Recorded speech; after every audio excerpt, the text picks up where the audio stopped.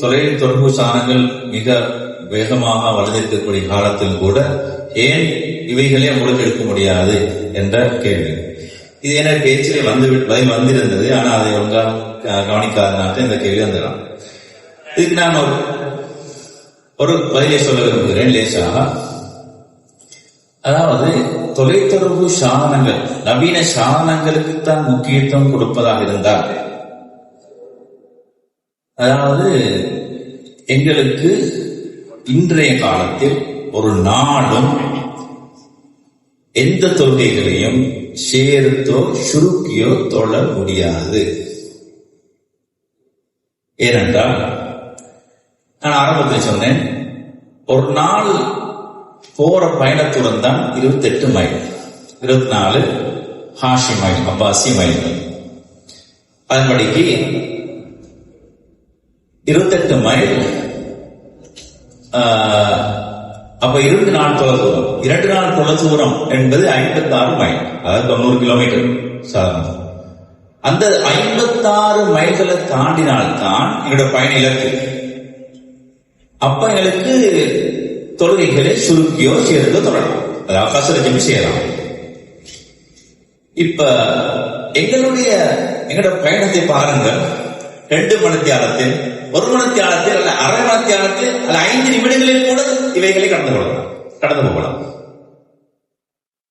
அப்படிப்பட்ட நவீன வேகமான சாதனங்கள், போக்குவரத்து சாதனங்கள் வந்திருக்கின்றன. எனவே இந்த சாதனங்களுக்கு தான் முக்கியத்துவம் கொடுப்பதாக இருந்தால் எந்த கஷ்டமும்.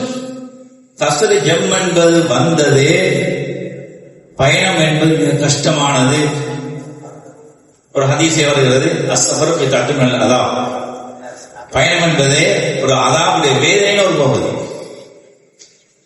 அப்படிப்பட்ட வேதனையான ஒரு லேசுக்காகத்தான் இந்த கசர்ஜம் என்பது எங்களுக்கு தரப்பட்டது. இப்ப எங்களுக்கு எந்த கஷ்டம். எனவே அதுக்கு முக்கியத்துவம் கொடுப்பதாக இருந்தால் யாருக்கும் எங்களுக்கு கசர்ஜம் செய்ய முடியாது. சரி, விஷயத்து வருகிறேன். இப்பொழுது வாங்க, இந்த தொலைத்தொடர்பு சாதனங்கள் எல்லாம் இருக்கின்றனவே, அதனாலதான் நாங்கள் அவர்களை எடுக்க வேண்டும் என்றால் எங்களுக்கு ரசூலுல்லாஹி ஸல்லல்லாஹு அலைஹி வஸல்லம் காலத்திலேயே ஒரு வழிகாட்டல் இருக்கிறது. மக்காவுல கண்ட புறகாண்கிறாங்க, மதீனாவுல ஹஜ்ஜத்துல் வதாயின் பொழுது அவனுக்கு மறுநாள் அவங்க பெருநாளை எடுக்கிறாங்க. அந்த நேரத்தில் அவங்களுக்கு உண்மையாகவே ரசூலுல்லாஹி ஸல்லல்லாஹு அலைஹி வஸல்லம் அவர்களுக்கு இந்த பிறையின் ஒற்றுமை தன்மை வேண்டுபவராக இருந்திருந்தால் ஒரு சஹாபி அனுப்பியிருக்கலாம், அல்லது ஏதாவது வழிபாடு செய்திருக்கலாம். எதுவுமே செய்யல. சஹாபாக்களும் இதே முறையில் தான் அவர்கள் தமது வாழ்க்கையை அமைத்துக் கொண்டார்கள், நோம்பு பெருநாள் போன்றவைகளை. அதனால எங்களுக்கு வழிகாட்டல் சஹாபாக்கள் தான்.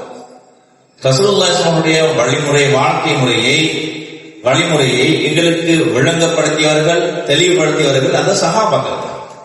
சஹாபாக்கள் தபோ தாபீன் என்று சொல்லப்படக்கூடிய சர்வசாலிகள், அவர்களுடைய வாழ்வு தான் இவ்வாறு இருக்கிறது.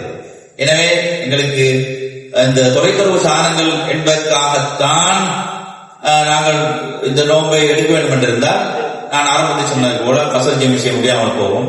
ரசூலுல்லாஹி ஸல்லல்லாஹு அலைஹி வஸல்லம் அவர்கள் காட்டி தந்த, அதாவது சஹாபாக்கள் காட்டி தந்த இந்த முறையின் அந்த வழிமுறை அமைத்துக் கொண்டு செல்வதுதான் எங்களுக்கு பாதுகாப்பும், எங்களுடைய சட்டம் அப்படித்தான் என்பதை நான் கூறிக்கொள்வேன்.